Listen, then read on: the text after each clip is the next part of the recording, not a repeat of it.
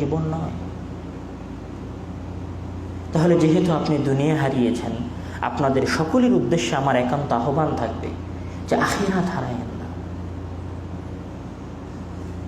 দুনিয়া হারিয়ে ফেলছেন, আখিরাত হারায়েন না, জেনে রাখেন।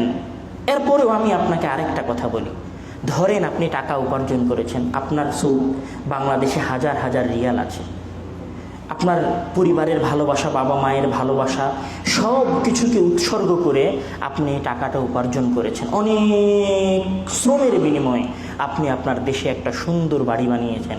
অনেক শ্রমের বিনিময়ে আপনি আপনার দেশের বাড়িতে কিছু শোকেস, কিছু চৌকি, কিছু খাট কিনেছেন, নতুন চাদর কিনেছেন, নতুন কম্বল কিনেছেন, নতুন বালিশ কিনেছেন। আপনি মনে মনে ভাবছেন যে 45 ডিগ্রি সেলসিয়াস তাপমাত্রায় কষ্ট করে আমি যে টাকাগুলো উপার্জন করেছি,